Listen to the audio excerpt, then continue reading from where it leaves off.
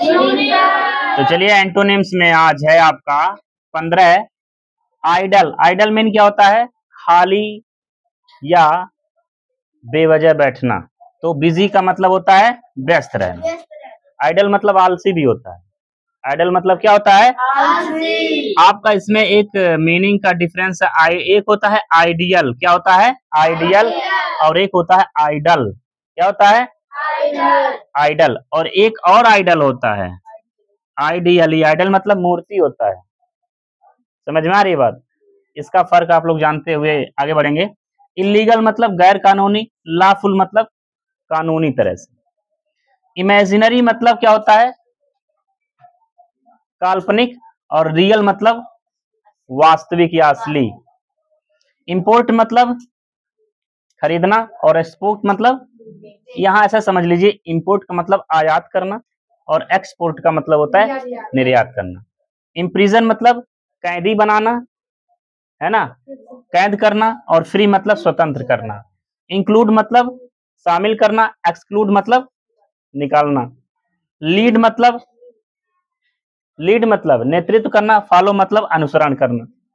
Best मतलब सबसे अच्छा या सर्वोच्च। और रस्ट मतलब सबसे बुरा। ब्रेव मतलब बहादुर। और स्केर्ड मतलब डरा हुआ। सर्टेन मतलब निश्चित। अनसर्टेन मतलब अनिश्चित। देख रहे हैं? एक्सीडेंटली मतलब एक्सीडेंटल, घटनाक्रम में। या फिर ऐसे कह सकते हैं कि कोई भी चीज अनजाने में, एक्सीडेंटली होता है ना, एक्सीडेंट अनजाने में। तो यहाँ पे इंटेंशनली मतलब जानबूझकर। अबव मतलब ऊपर। बेलो मतलब नीचे। क्या आप समझ पा रहे हैं? कंबाइन मतलब एक साथ। सेपरेट मतलब अलग अलग। एजुअली मतलब आमतौर पर भी।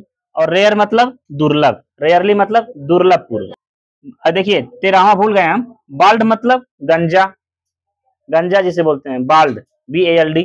और हेयरी मतलब बाल युक्त, जिसके सर पे बाल हो। हेयरी, हेयर में वाई बढ़ा देना है। अंडरस्टैंड?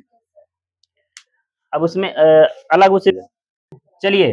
तो इसी क्रम में बच्चों हम आपको एक यूज बताएंगे, जिसका यूज करके आप लोग अपने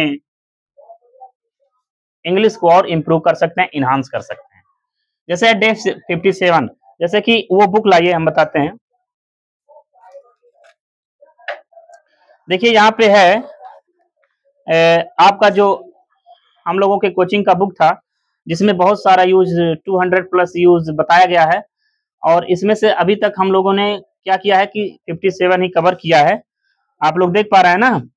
तो इसमें हमने क्या किया है, 57 कवर किया है। और उम्मीद है कि आगे चलकर हम लोग और ज्यादा करेंगे।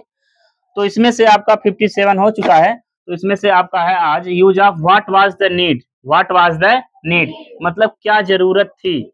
आप लोग गांव के बोलचाल की भाषा में, नित्य प्रयोग में, दैनिक बोलचाल की भाषा में प्रयोग होने वाले ये शब्द हैं, जिनको आप लोग अगर जान लेते हैं तो आगे चल के आप लोगों के लिए बहुत जरूरी साबित होगा, बहुत अहम साबित होगा। जैसे कि मान लीजिए यहाँ पे स्ट्रक्चर का अगर हम देखें, व्हाट वाज द नीड, आपको यहाँ तक इतना लिख लेना है। What was the need plus two plus verb का फर्स्ट फॉर्म प्लस ऑब्जेक्ट। अब देखिए हम कुछ यहाँ पे सेंटेंस हिंदी में लिखे हुए हैं, अभी हम आपको बनाते हुए सिखाएंगे कैसे बनाया जाता है। ठीक है? लिखा है, क्या जरूरत थी मोबाइल खरीदने की। क्या जरूरत थी मोबाइल खरीदने की? क्या जरूरत थी घर बनाने की? क्या जरूरत थी नया कपड़ा खरीदने की? क्या जरूरत थी पेड़ काटने की? क्या जरूरत थी यहाँ जाने की, वहां जाने की, इत्यादि। आप लोग ऐसे हम लोग प्रयोग करते हैं, ऐसी भाषा का प्रयोग करते हैं ना। तो यहाँ पे आपको सबसे पहले लिखना है व्हाट वाज द नीड। अगर ऐसा वाक्य आता है तो what was the need to by. यहाँ बाई की जगह पे हम परचेज भी लिख सकते हैं। तो यहाँ पे हम परचेज लिखेंगे, टू परचेज। परचेज यहाँ मोबाइल या फोन भी लिख सकते हैं, मोबाइल या, और यहाँ पे क्वेश्चन मार्क। क्या बच्चों आप लोगों को समझ में आ रहा है? Very nice. अब देखेंगे क्या जरूरत थी रात में घूमने की। तो यहाँ पे होगा what was the need, what was the need to walk at night. समझ में आई बात? What was the need to walk at night.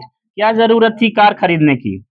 What was the need to buy, यहां बाई लगाएंगे, टू बाई ए कार। समझ में आ रही है बात ना बच्चों?